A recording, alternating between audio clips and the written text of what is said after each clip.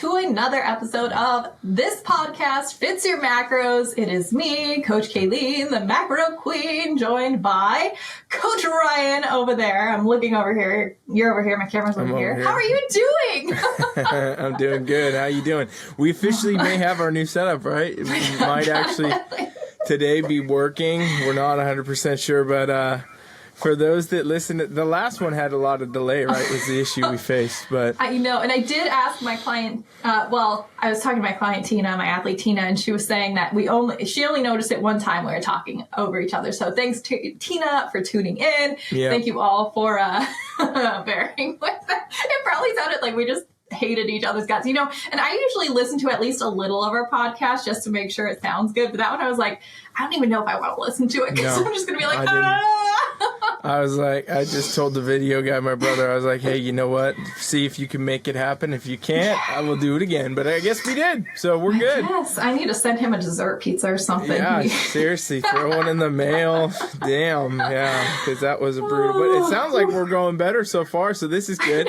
Before we get too crazy, what's the topic of the day here, Caileen? What's the official topic? I guess it's how strict you need to be tracking your foods.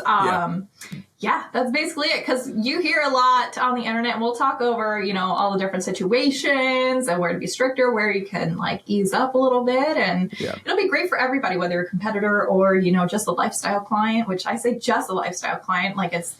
It's still just as freaking badass as being a competitor, because I'll tell you personally, lifestyle client, everybody's like, oh, what do you prefer more, lifestyle or competition? I can't pick. It's like picking a favorite child, because competitors are a whole different breed of athlete. But lifestyle people, the wins that you get from lifestyle people are just the best. Anyway, I went on a little tangent. That's how excited I am that everything's working You today. definitely seem Did you have a little extra mushroom coffee or something today?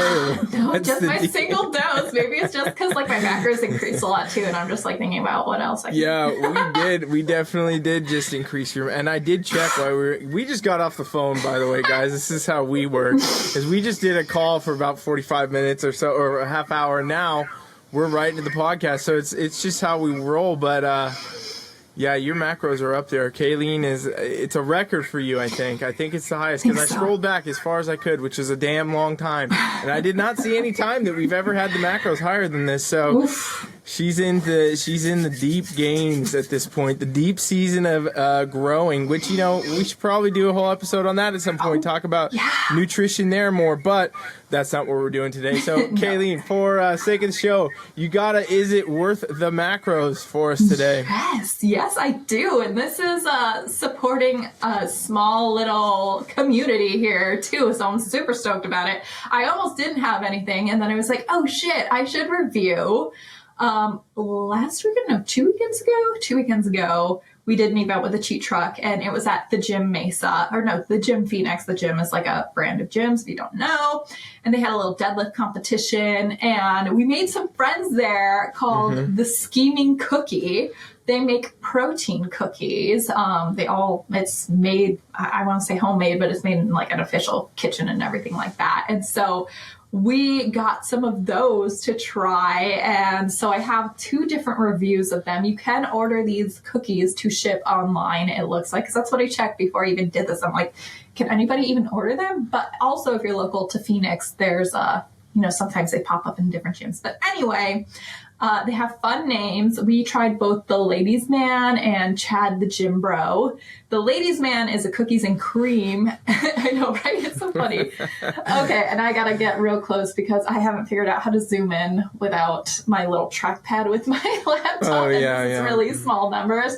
So I will say serving size is half a cookie. The cookies are about that big. So pretty big cookies. Half a cookie is okay.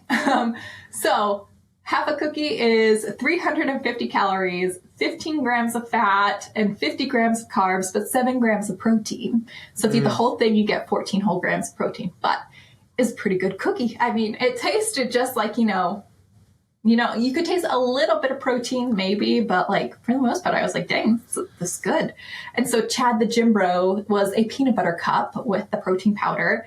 And that one, of course, is peanut butter. It's going to be a little bit more with everything. So half a cookie is 400 calories, 20 grams of fat, 47 grams of carbs, and 11 grams of protein. But let me tell you, my macros are so high, I fit it in no problem the other day. So you certainly did. They were good. I think they'd be like a great like post-show treat because, you know, it does get you a little bit of protein at least compared to like a crumble cookie or something like that. So look them up, the Scheming Cookie. They have an Instagram too, so shout out to them.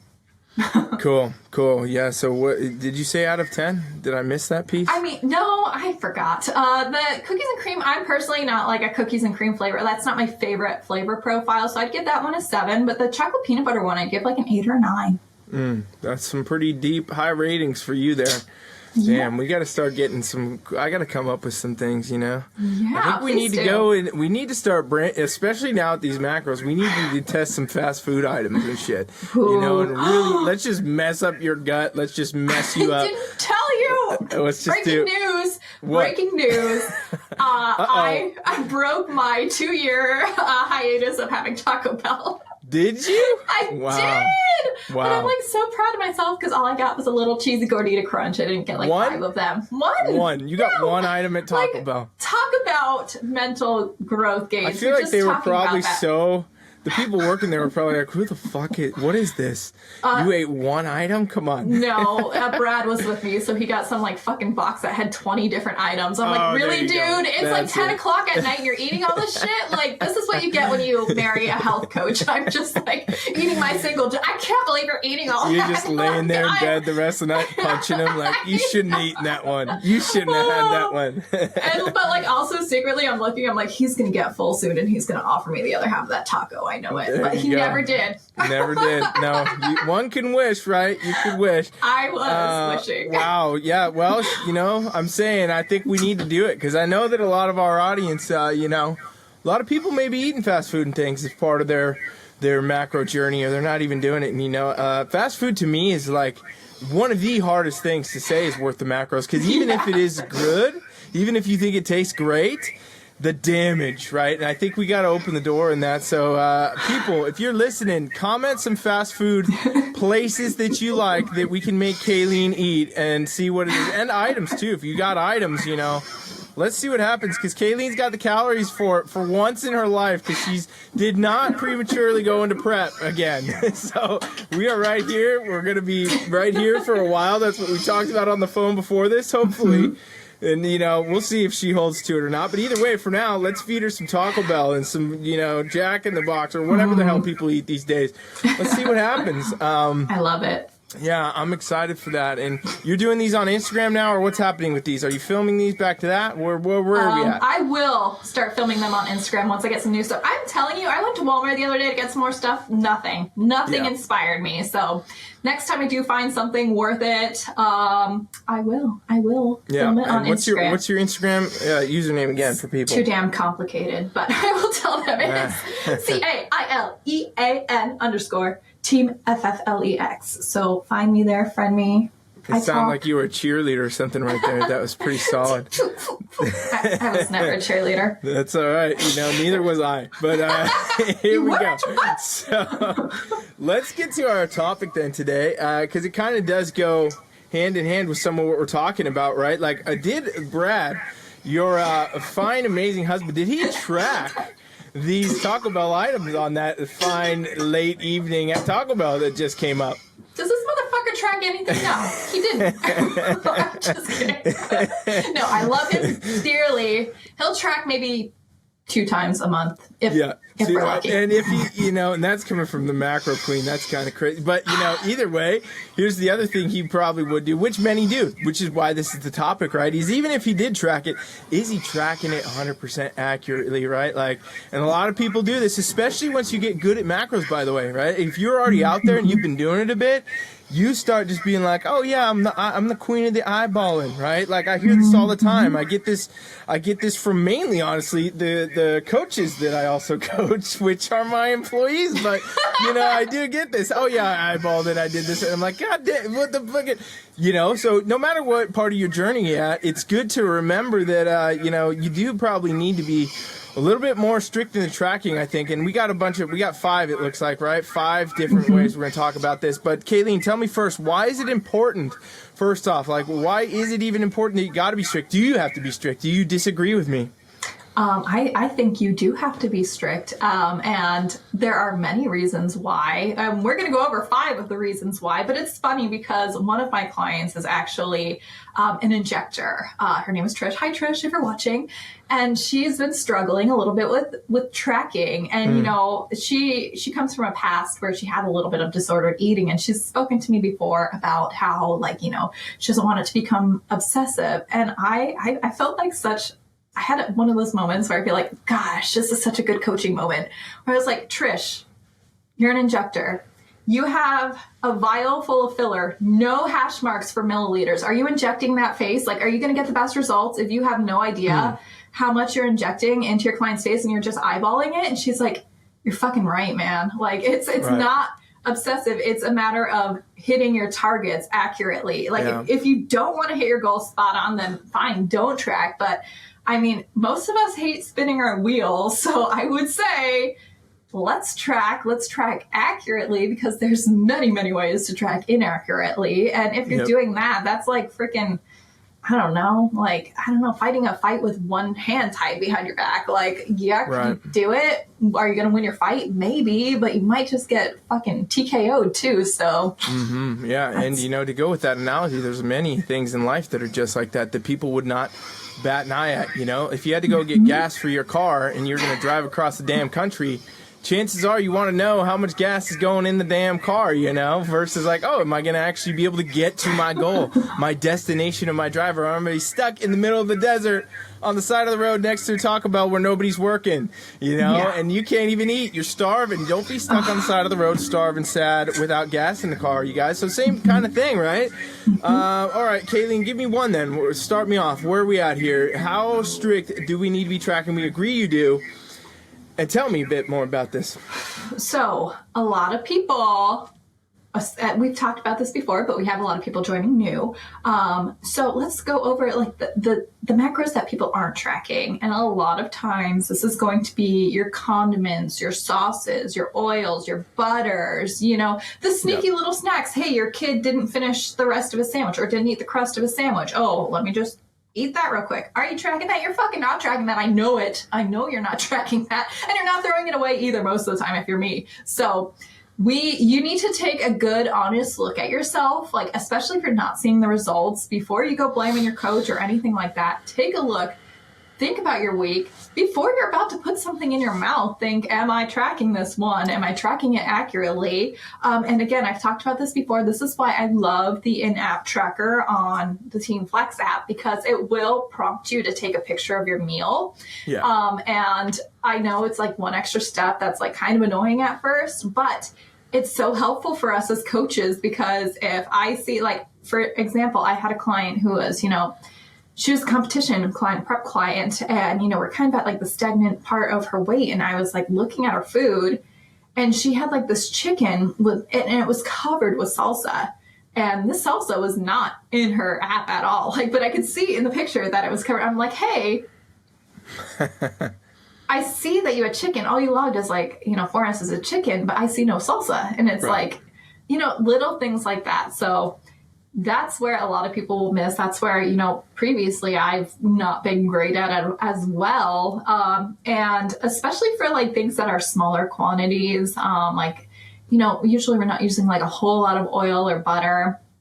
Those can be harder to track, but like a little sneak peek of tracking things like that is to negative weigh so many things with this. So especially if you're doing butter, put the whole damn container of butter or stick of butter on your scale, hit 0, then take off of that, and then that will be more of an accurate weight of these different things. And you can do that. Like, I think I negative weigh more things than I actually weigh, if that makes sense. Yeah, negative weighing. That's a good one. And how many food scales do you have, Caileen? Just asking. I think 3 3 right now. You see, I knew it would be more than one. I knew it was going to be more than one. And I like how you say, I think 3 right now, which implies there was probably more at some point. Well, because you have your travel scale. I had a lake scale for a while, and then I had my kitchen scale, and I would have more than one on the counter if Bradley Walker would let me, but he is like, no. Yeah, you know what we need for your Instagram is you to walk around your kitchen and just show every appliance you have and its purpose and how it works. And all 3 food scales be like, this one is for butter, this one is for... This one's my dessert scale. This one's carbs only, this one is the cheat scale, this one is only for...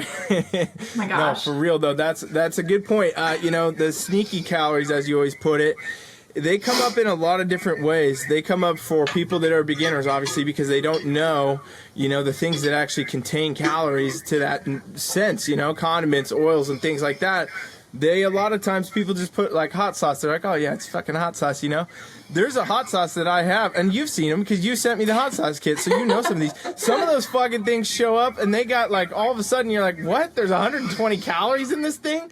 Because, they added it in. But, notoriously, most hot sauces don't have calories. So, again, if you're not checking, you're not paying attention, even somebody more kind of, we'll say, advanced in their tracking journey, they know how to track, they know, like, ketchup has sugar in it, they know these things, then you can easily fall into the pit of, also not even just tracking 100% accurately, being like, it doesn't matter, whatever. And, the real reason that we didn't talk about, the real reason why this sucks, but if you're missing your tracking, right, you're missing out on your goals, you're missing out on your results, on your progress, on losing the weight, on building the muscle the right way. And yes, like, you can still get progress in some instances, but like, what's the most optimal? What's the fastest way? And also, if we're paying attention to specific nutrients, there's often a deeper layer of that you want to make sure you're hitting those things. You don't want ketchup sneaking up on you and all of a sudden, because ketchup calories, I don't know off the top of my head because I don't eat ketchup, 5. But is it 5? Are you sure? Only 5? Come on now, there's got to be. I know there's like a low sugar ketchup and a high sugar, Okay, well maybe I'm thinking my low sugar because Yeah, you have the special ketchup. You got macro clean ketchup. 17. 17 is the normal human ketchup. Right. But like, see, who's actually ever out of this audience? I would be interested to know who has actually measured a serving of ketchup out. I would bet it's Caileen, and then most people being like, yeah, it was an eyeball, right? It's not, did you ever negative weigh ketchup in this audience? I don't think you did, but you should probably be if you're really on it, right? Because again, these things can add up. If you're putting ketchup on 5 meals a day or something, all of a sudden, that's a couple hundred calories of ketchup, couple hundred, it could be, I don't know how many carbs are in the ketchup, right? How many sugars, about whatever. 4. Yeah, see, that adds up. That starts adding up. And, you wouldn't think that stuff makes a difference, but it really does, especially if that's one out of many other items. Cooking oil is the worst one, right? Like, I know that's on our list here, but people do the craziest shit, and people do not perceive cooking oil for some reason as an actual macro. I don't know what it is. Like, people think, oh, it cooks away, it cooks off, or I don't drink the oil. Okay, you don't drink the oil, but your damn food just went for a bath in it. It was bathing. It was just soaking there. And it can be hundreds and hundreds of calories, right? Seriously, and like what people don't realize is oil is pure fat, and fat is one of like the most calorie dense macros. So like 1 gram of fat is 9 calories. So it's like, you add that in there. And the same thing with like peanuts too. I feel like for some reason when people think like, oh, I just ate a couple extra peanuts, but it's healthy because it's like a whole food, and it's like, bitch, like, no, I love you, but like a handful of nuts is going to fuck your day up if you didn't track it. And and I say this because I've been guilty of this too. Cashews are fucking delicious. Like, and you can't just have one of them. You eat one and then, especially deep in prep, you're like, ooh, that was good and salty. I'm going to have like a few more. And I just had like 5 cashews. That's not going to add up. That's like half a serving size of cashews, which is like 14 grams of fat, which is a large amount if you are in prep.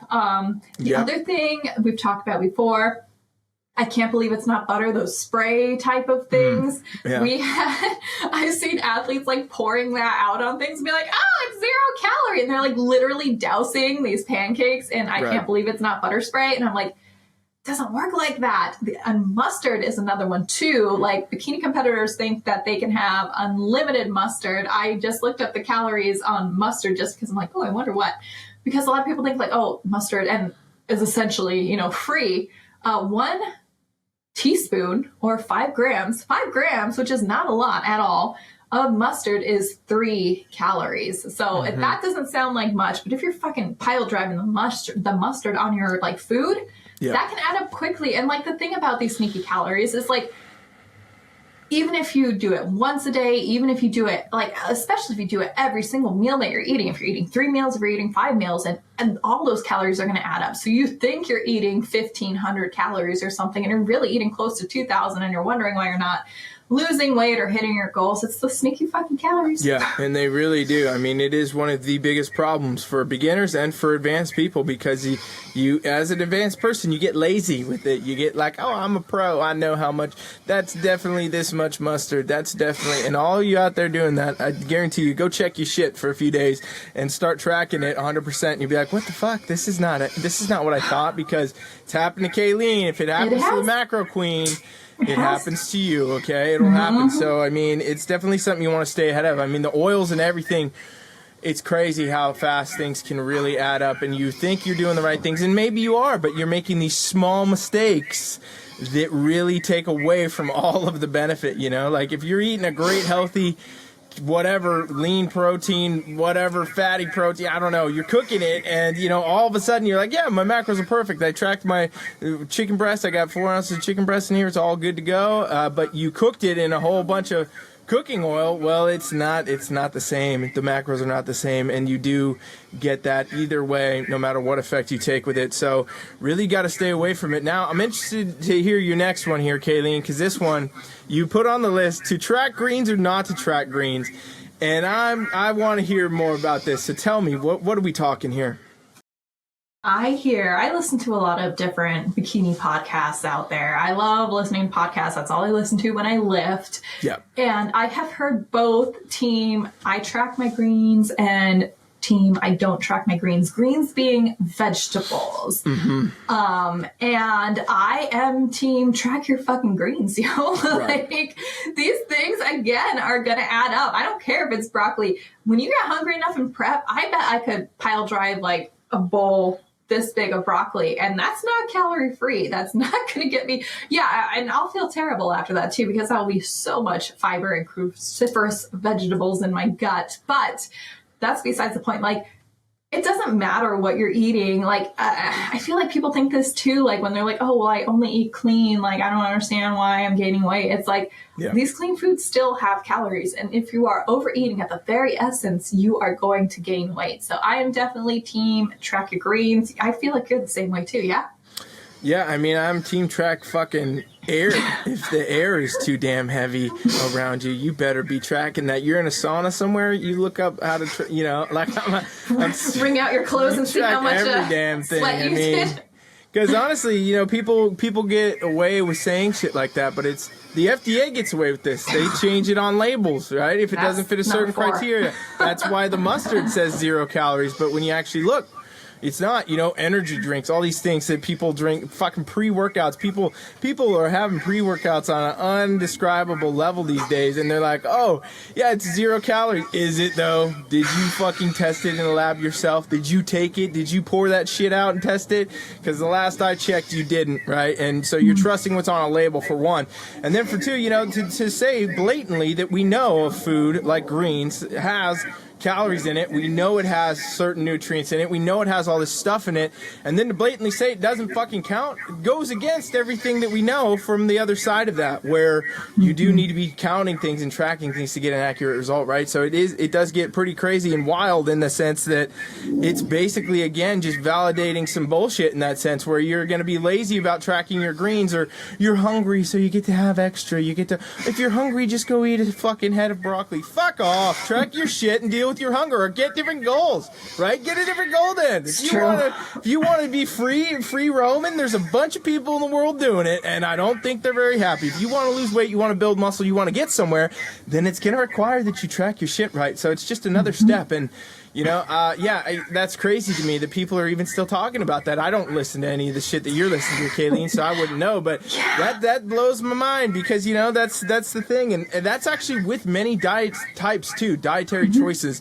There's a lot of diets out there, quote unquote diets, right, where it'll be this diet, paleo diet, it'll be a fucking Mediterranean diet, it'll be whatever, low carb, high carb, no carb, vegan, carnivore, all this stuff. And they all do this to a degree. There's always a layer where it's like, yeah, you know what, like carnivores, for example, many carnivores saying, just eat as much meat as you want and you're fine. And that is not true. And I'm like, what the fuck? That's not true. Vegans do the same thing. Vegans are like, yeah, it's all vegetables. It's all Mother Nature, earth, and livelihood. And I eat it and I can have endless amounts of it. No, you fucking cannot. You cannot eat a bag of oranges and see what happens to you and expect to get results. It's the same across the board.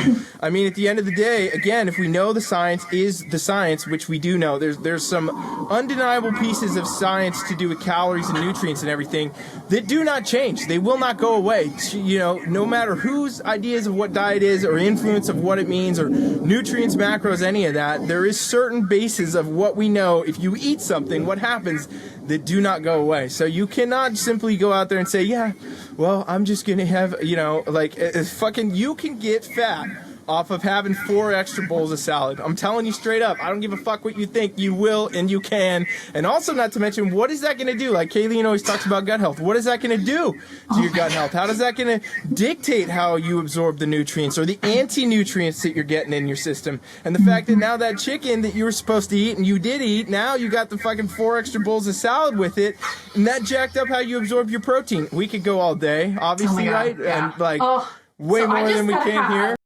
Yeah, go. A quick tangent, because there's a very, very popular weight loss program. I won't name names, but there's 2 W's involved in it that my mother-in-law personally was on.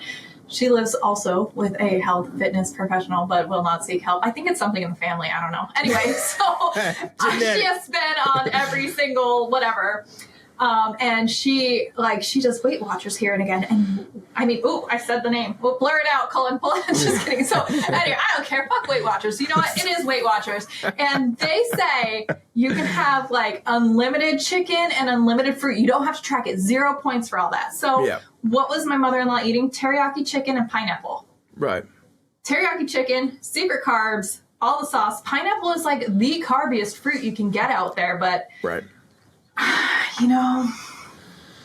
I just need to get that off my chest. Thanks, guys, for listening. yeah, for sure. It'll derail you. And, you didn't continue the story, but I would assume that progress was not occurring the way it was expected, right? Which is everybody's case, which is, the way that food is marketed to people and diets are marketed to people is because, again, it's but it is true for most of the fitness industry, including coaches, including these diets, including these big companies and corporations, including, people that make our food, put it in a box and put a label on it. They don't necessarily want you to get fucking where you want to be, right? Because sadly, if you get there, then you're not a customer anymore. You will not come back. You will not, for example, somebody that joins into some, type of a weight loss challenge or something. Like weight loss challenges I used to talk a lot about years and years back. They're popping up again more and more, in just people's towns. Usually where they put the Spirit Halloween, now all of a sudden it's a weight loss center or something. And it comes there for 3 months. Everybody joins in, and you can win 20 grand if you lose the most weight. And everybody gets one fucking diet, one type of cardio, one this and that, and everybody goes. Everybody paid, $500 for it, and the winner gets the whole pot, and then everybody falls off the fucking thing. Nobody actually stuck to the rules. Nobody wins. They pack up shop. They go to the next town, right? This is the industry largely, right? Food corporations do this type of stuff too. They don't want you necessarily getting the best out of everything. So again, you got to be smarter than what you're being exposed to. And the same shit goes with greens and other foods that are in the store. Remember, you're getting food in a store, motherfuckers. You're going to the store.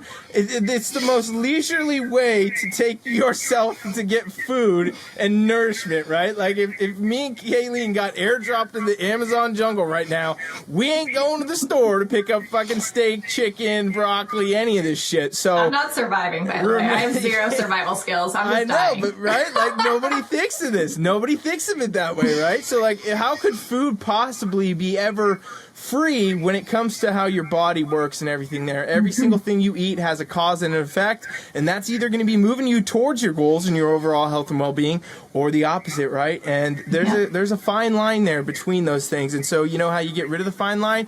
You fucking track your shit, including your greens, people. Preach, preach, preach, preach. Boom. What's next on our list here, Caileen? This one is a huge one.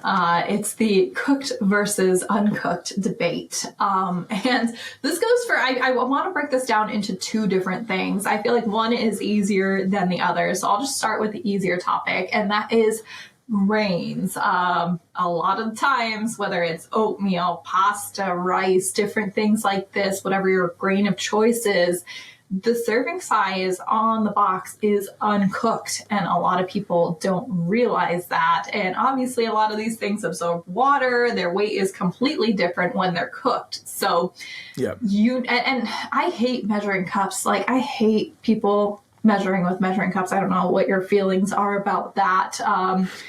I think that everything should be weighed in grams. Obviously, you should see my scale. It looks like it's been to 5 different war zones. But so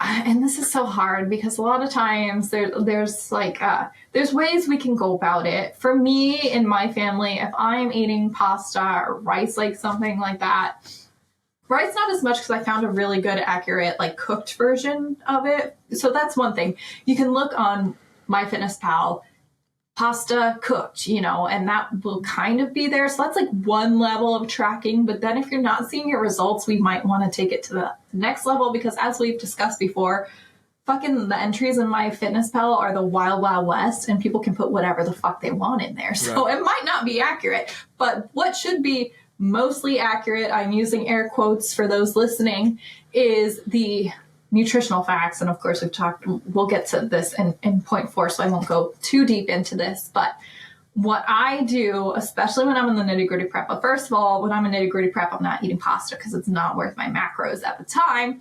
But if I'm in prep and I decide I want to have pasta, or maybe I'm in a weight loss phase, I will cook my pasta separately from the whole families, because especially when you're in a deficit and you are on the hungrier side, your eyeball gauging is not as good as when you are in, gain season. So I will cook my pasta separately, cook rice separately, cook whatever I'm cooking.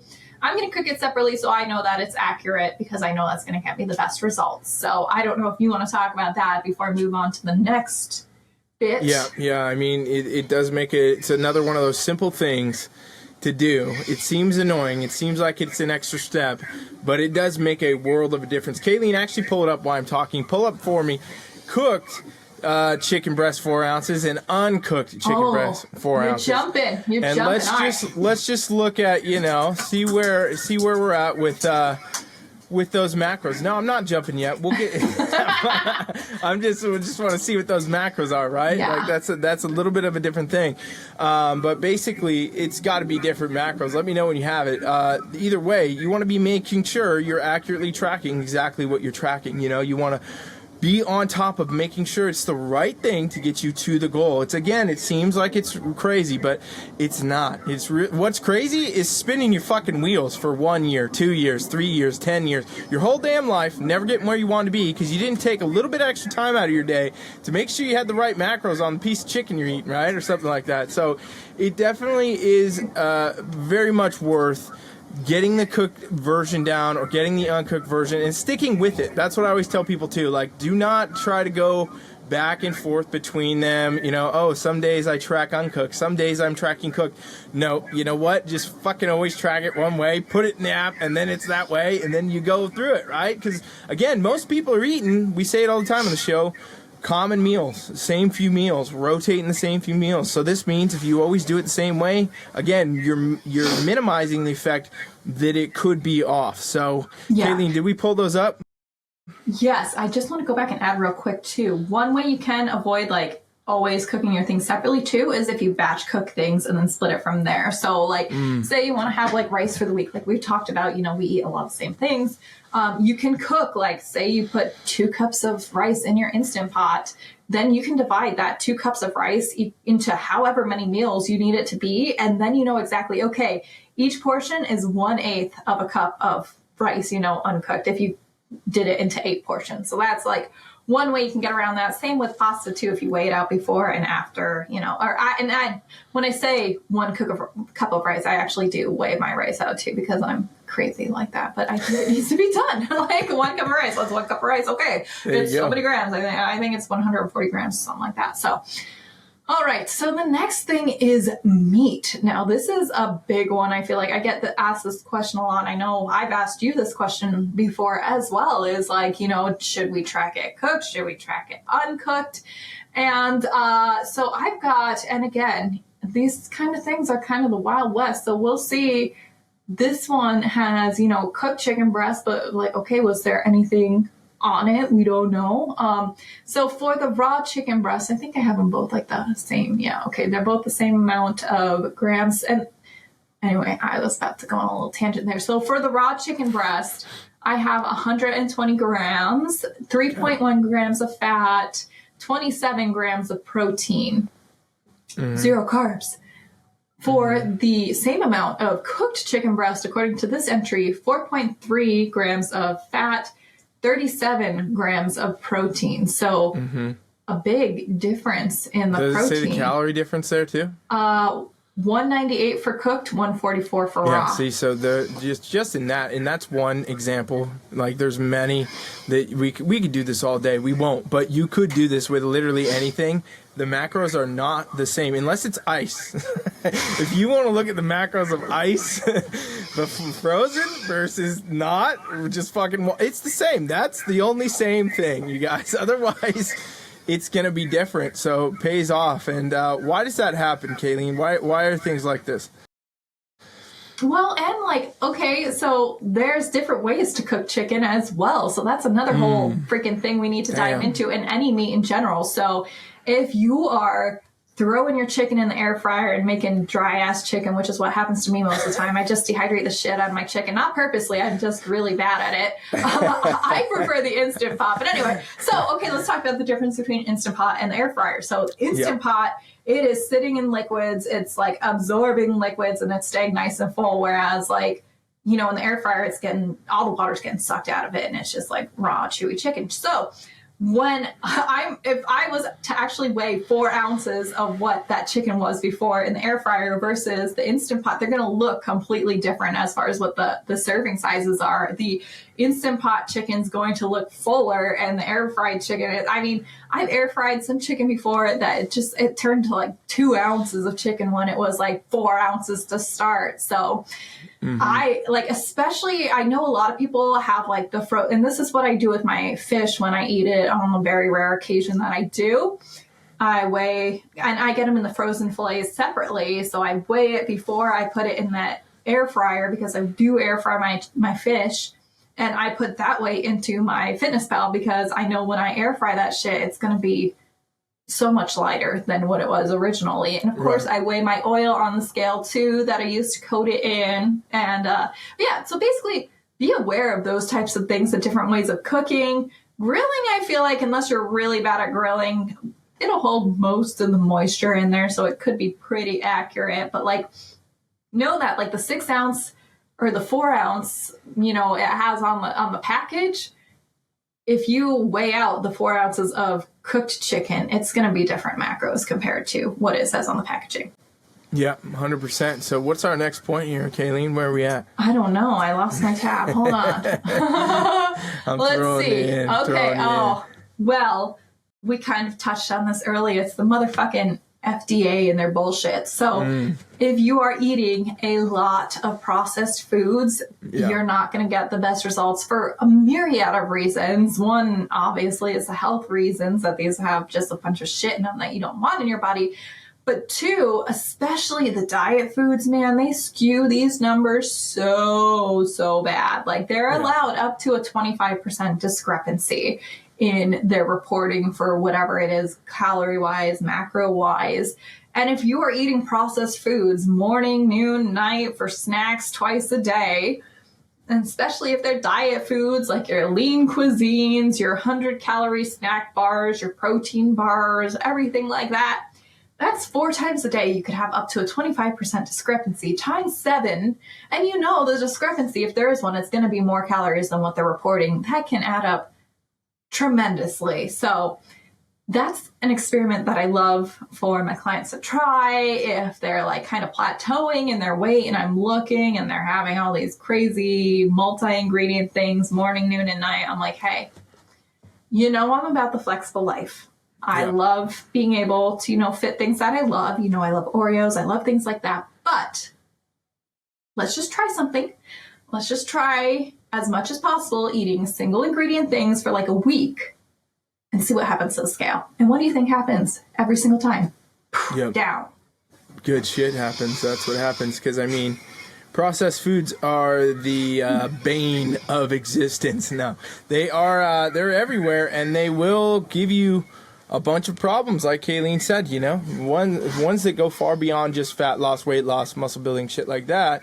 You know, it is hard, in my opinion, for people to get a lot of great progress having a lot of those foods unless they are already otherwise very, very healthy. You know what I'm saying? Like, yes, you know, everybody knows this analogy. Everybody hears this all the time. When I was younger, I could eat whatever I want and I wouldn't gain any weight. Like, every motherfucker that's getting old says that shit. Hopefully, you know, I haven't said this yet. Hopefully you haven't said that yet to people, Caileen. But, like, you know, I hear people say that shit all the time. If we start saying that, it just means we getting up there. But, you know, I hear people say that constantly. You'll hear it all the time. And it's because, again, so what actually happened? Is somebody getting older and their shit's just all getting worse? Or was it the fact that, like, your body has been dealing with the bullshit for so long now, it just does not work as good, right? So that's the kind of factor. You know, you think about, like, young kids can virtually, yes, they can virtually eat whatever they want. However, it's still having the same effect on them that it does you in your 50s. The only difference is that your body doesn't fucking keep, you know, it's not as efficient now at this point. It doesn't keep up with the bullshit as good compared to when it used to. So, again, you know, the processed foods, they can affect you in a lot of different ways, far beyond just the calories, honestly. So it's like one of those things where, again, how serious are your goals? Does it really fucking matter? And, you know, you talked about the diet stuff, but you didn't really talk about the supplement industry, which is so fucking unregulated at that point. You can do whatever you want. And, you know, even if you're doing something wrong, it's not going to be known about for a long time, and a bunch of people will already have taken it, done whatever, right? So, like, you could go make a pre-workout, put whatever you want on it, say it's got 0 calories, say it's got 0 whatever. I mean, you can do all that, and that's fine. Like, it happens. There's so many supplements that were out forever that people took, even like in your local store. You could go to Safeway, you could go to you could go wherever you want, a grocery store, and you could buy diet pills that you could have bought 5-6 years ago that are banned now, illegal, gone. And things like that. You know, basically meth. You can buy meth. But they're just pumping people, and everybody's like, "Oh, you can buy it at the grocery store. It's good to go." Most of the shit at the grocery store will fucking kill you. Okay, that's the bottom line, you guys. Everything. Right? While we are on supplements as well, another place where you can fuck up and where you need to track, especially as a competitor, is tracking your supplements, your fish oils, your CLAs, like things like that. I was actually talking to a client about this yesterday. She was asking about CLAs, conjugated linoleic acid. That's the official name. There you go. It's like, you know, it's been touted to help with, you know, fat loss or whatever. And she asked about it with me. And here's the thing about me is, like, I'll try it all and I will give it a good run and I'll give you my honest opinion with it, because sure, I'm associated with a company that sells them and I could be like, yeah, try them out. I thought they're great. But no, like, honestly, I tried these out. I didn't notice the result. And you know what? It was like 4 grams of fat of my day. So I said, fuck these. I'm never taking these again. Like, and then I told her, you can try them and see if your result's different, but I didn't notice a noticeable difference. For the 4 grams of fat, I'd rather eat that in oil or peanut butter. And she was like, yeah, you know what? I also want to do that too. So, but fish oils are another one. You got fats with that. And they seem so negligible, but like we talked about fats, 1 gram of fat is 9 calories. If you're taking a fish oil twice a day, morning and night, that's 18 calories times 7 is some other amount of calories that I'm not going to do the math for. But somewhere in the 70s or 80s, 80 calories just in fish oil alone that you have not accounted for. But I think I'm going to check the macros on fish oils, how many grams of oil there are. Because a lot of people take fish oil. Do you take fish oil? Omega-3s? No. Fuck that. Of course you don't. Of course you don't. Depends on the quality. All of it. Unless you get it from a fish, it ain't working, people. Again, it's one of these things, I'm pretty anti-processed food supplements at this phase of myself. But, just eat the fucking fish then. You want fish oil? Go fucking eat a fish. I will never. I actually had this conversation with my client. She's like, oh, that's why I eat salmon, because I don't want to take fish oils. And I was like, that's why I will take fish oils for the rest of my life. Yeah, okay. Well, there you go. So just an example, 2 soft gels of this random brand that I just searched is 20 calories. So if you're taking that morning and night, as most people, should be either, I don't know what this recommends personally. I take 1 morning and night, but that's like 20 calories, how many times a day and how many, and that's just in fish oil. Yeah. So again, it's one of those things. Supplements will fuck you up if you're not paying attention to it, not tracking it. And that wasn't even a point, but it is now. That was 4.5, and now we are moving to our final point here of the day. Bring it, Caileen. You said bring scale or not bring scale restaurant tracking. So tell us what you mean here. I want to know what your opinion is. So say you've got a girl like 6 weeks out from her show, and she's got this date or graduation party, some family event that she really doesn't want to bring her Tupperware to. What do you tell her? If she's got a date, I would say tell the date, make me a fucking steak, right? Like that'd be the first thing. Can the motherfucker cook? If he can't, get him out of there, right? The other thing, grill. If you go to restaurants and prep, again, it comes to the goal. So in your actual analogy, I'd be like, what the fuck you doing? Like, would I tell you to bring a scale? No, because I'd tell you not to eat at the fucking restaurant. Be like, okay, how serious is your goal then, right? Like, do you want 100% the best you could be at this show? Then, you know what? Do the shit that is working, and that shit is staying at your house, doing your own damn thing, keeping on top of your track, and doing all 4 other things that we talked about here. Making sure you're on top of your fucking sneaky calories and your greens and your cooked versus your uncooked. Continue to do that, and you'll get the better result, right? For every situation. So I often don't, even for the normal person, suggest, going to bring a scale. I'm sure your perspectives can be different here, Caileen, because you've probably done this many times. But I would say, if you're going to eat out, it should just basically be one of those moments where you take it more intuitive. So if you're a competitor, there's a season for that. If you're a lifestyle person, there's a time for that. And, if you're not and you got a very serious goal, you want to lose 100 pounds as quick as you can, you want to go compete, you want to do this and that, fuck the restaurant. I'm all about balance, but I'm also about people getting their fucking goal. So, you really got to factor in how many times are you going to do that? Because, honestly, still, even if you bring a scale to a restaurant, you go sit down and you weigh out all your shit and you separate the chicken, you separate the rice, and you separate this and that, who the fuck knows what's going on in that kitchen? Who knows who cooked it? Whoa, my thing just did the thumbs. Oh, see, watch. Is it going to do it? Oh, it's because I'm not using my Apple phone anymore. I don't know why mine did. That's weird. But anyway, you don't know what's going on in that kitchen. You don't know what's actually being done, what it's being cooked in. You can make requests. You still don't know. Come on. We're talking about people that work at a restaurant and they give a fuck about your bikini competition. They give a shit if you lose 50 pounds or not. They damn well don't. So, again, it's one of those things where it can just be a random variable where you're like, yeah, well, it's my quote unquote cheat day. It's my break day. I'm just going to go eat a meal. Then who gives a shit? But if you're not at that spot to do it, I don't really, suggest doing it in the first place. So I wouldn't say track. But Caileen, give us your idea, your perspective. What do you tell clients? What do you tell yourself? I have yet to bring a scale to a restaurant. I will say that. I don't know whether it's something I would do in the future for a lot of the reasons that you had mentioned. I mean, again, even going back to raw versus cooked chicken, it's like, you know, yes, you can weigh out that chicken, but do you even know how it was even cooked? Is it drier? Is it leaner? You know, anything like that.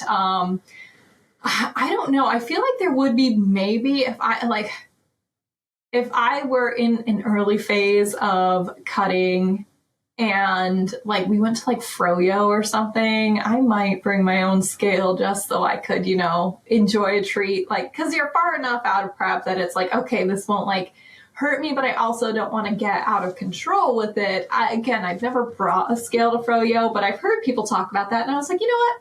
I'll probably do that. Like, I don't think that's like outrageous. Like, people behind you will be fucking pissed off as shit, but you know, because you're gonna hold up the line. Right. But yeah, I think it really depends. Like, I don't know. Like weddings. Like, if it was your own damn wedding, first of all, I wouldn't probably have you plan it anywhere near a show because that's like stress overload, and that won't do anybody any favors. But in this weird situation that it is, like, even still, then I'd be like, okay, like there's ways we can work around this. Like, you don't need to have your fucking food scale at the wedding, but like, I mean, if you want to be that strict, I guess you can. But like, I think that's like one place where I'm like, like, I don't know. I feel like Brad is a very tolerant husband for like my weirdness, but even then, I think that would push him over the edge to be like, do you really need to bring your scale to the restaurant? And like, you don't want like that kind of tension with anybody in your life. And that's not even like trash talking. That's just like, I don't know. Like, that's my feelings about it anyway. Like, do your best. But obviously, like you said, if you're X amount of weeks out and especially if the progress hasn't been going the way that you want, I think you got to take a good long look and think, do I really need to eat something at this restaurant? I actually had, again, all these topics that happened like within the week. I had a client who's got like this photo shoot and like, let me see, how many weeks is she out? She's like 6 weeks out now. And she's like, I have an engagement tomorrow. And like, what's your advice? And I'm like, all right, you got to take a good long, hard look at yourself and say like, how bad do I want to look like bomb ass for this photo shoot? Because, you know, we've talked about this before. We don't know what's going to be prepared there, how it's going to be prepared.